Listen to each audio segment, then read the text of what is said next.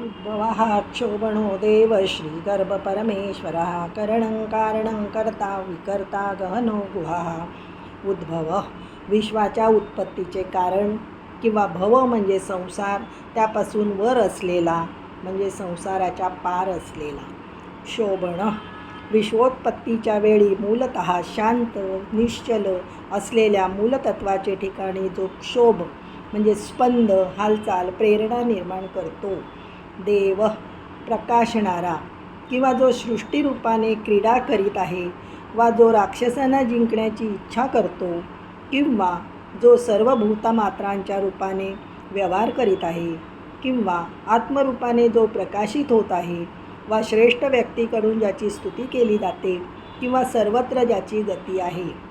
श्रीगर्भ श्री म्हणजे ऐश्वर्य संपत्ती विश्वरूप ऐश्वर्य ज्याच्या गर्भात वास करीत आहे.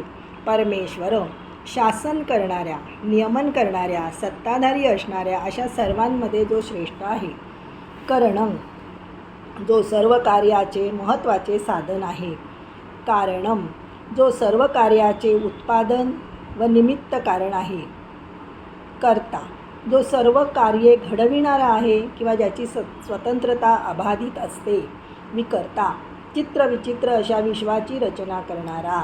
गहन ज्याच्या स्वरूपाचे वा सामर्थ्याचे ज्ञान होणे फार अवघड आहे.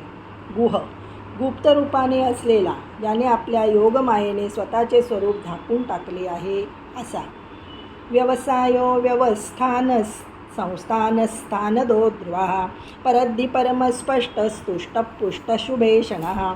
व्यवसाय शुद्ध स्वरूपाचे ज्ञान हे ज्याचे स्वरूप आहे किंवा निरनिराळ्या क्रिया व्यापार करण्यात घडून गेलेला. व्यवस्थान विश्वामध्ये सर्व प्रकारच्या गोष्टींची वेगवेगळी रचना करून त्यांची व्यवस्था लावणारा. समाजाला व विश्वधारणेला उपयोगी पडणारी जाती वर्ण आश्रमादी व्यवस्था ज्याचे मुळे लागते. संस्थानस सर्व भूतमात्र ज्याच्या ठिकाणी उत्तम रीतीने राहतात.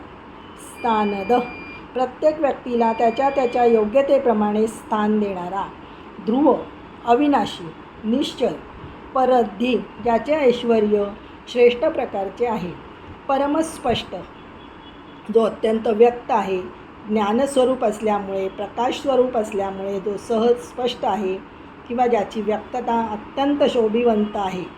तुष्ट सदा तृप्त असलेला. पुष्ट ज्याचे पोषण उत्तम प्रकारे झाले आहे असा. शुभेषण ज्याचे दर्शन शुभकारक आहे, कारण त्या दर्शनाने मुमुक्षूंना मोक्ष लाभतो.